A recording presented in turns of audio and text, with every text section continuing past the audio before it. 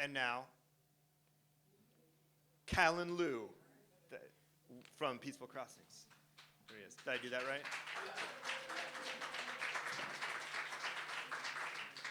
Hello, everybody. I am not giving up the glass of wine. Sorry, don't take offense. But if she can talk about beer, I can hold wine while I talk, right? My name is Callan Loo. I gotta say, after 23 years of working in corporate America, this is pretty cool. This is nice. I don't know what I was thinking. 23 years in corporate America, I decided, what the hell, let's try something different. So I started my own business, and I think you guys know already that starting your own business can be quite a challenge.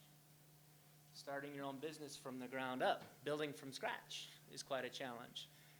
And if you want to make it a little harder, try doing that in an environment where you're dealing with a subject that is basically taboo to the people you're trying to work with. Right? It's a little tough, and you can scare some people off. But make it a little bit harder. Ratchet up that level of difficulty one more level. And try doing all of that in an environment where the market hasn't even been defined yet. So I don't know what I was thinking, but that's where I find myself, and that's what Peaceful Crossings is about. We started this company to do something that had a noble purpose. And the noble purpose is not just making money, although that's kind of noble. We want to change the society that we live in, and we want to change it for the better. So I know that's kind of a heavy way to start this talk, but through a year and a half of doing this, I've learned a few things that I thought just, it might be worth sharing with you guys. You might find it kind of interesting. And if you don't find it interesting, you can give me really low scores. But Peaceful Crossings, I mean, we're trying to change society by helping people make peace, bringing peace and balance to people's lives through helping them through the biggest transitions that you encounter in life. Right? Everything from a marriage to a divorce to a military deployment to even somebody getting a critical diagnosis. Those are all really big hitters in life. And if you don't know where to turn, if you don't have anybody to turn to help you through this stuff, you can get rocked pretty hard. And I went through a lot of that myself. So the reason I started this business is because I went through a lot of those transitions and there was nobody to turn to. So that's the foundation of what we do. Now, if you start thinking about a market that hasn't yet been defined, because there really isn't anybody else out there offering personal legacy planning services, you have nobody to compare yourself to. You have no competitors, you have no real partners, you don't even know exactly who it is you're marketing to quite yet. So you get to kind of make all this shit up yourself. And that's kind of part of the fun of it. But it's also kind of the challenge of it. And what I was going to talk about is going out of the box, going against the grain, number one, and getting out of the cozy corporate life and going to this world. And two is in going into a world where nobody really is playing yet.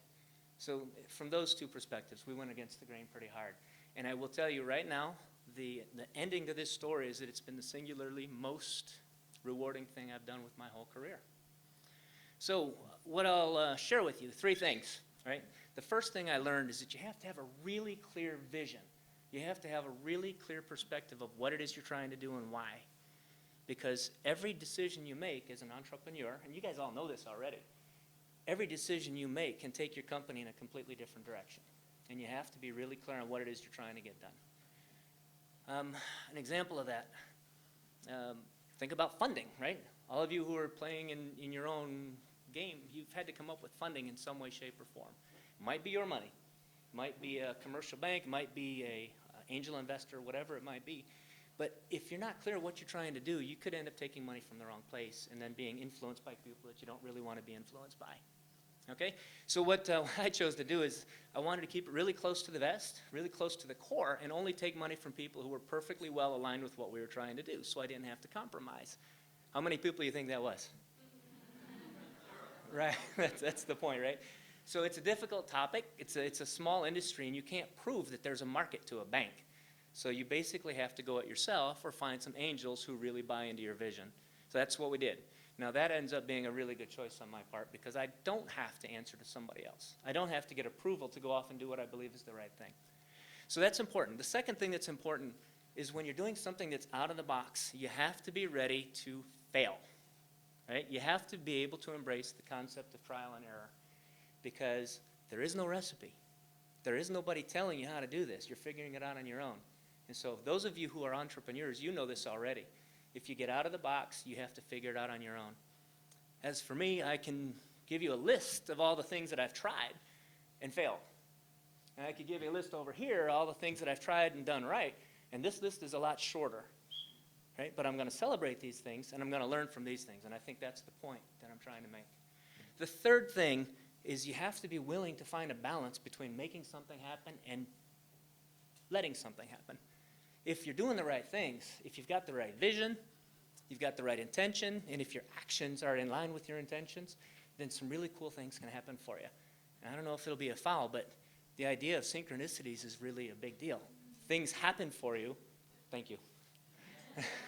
Things happen for you when you're doing the right things. And I will tell you from personal experience that where we are today isn't the original target. Some of the things we're doing are what we set out to do, but some of the things that we're doing were not on the plan originally. And that's because we were open to trying something different. So what I'll summarize this with is whatever you're doing, whether it's beer, whether it's legacy planning, whatever it might be, understand that everything you do is affecting everybody around you. You have a ripple effect.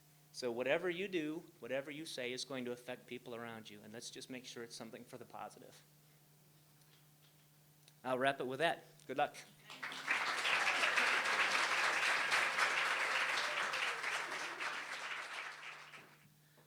All right, judges, this time we're going to start with Judgment Day.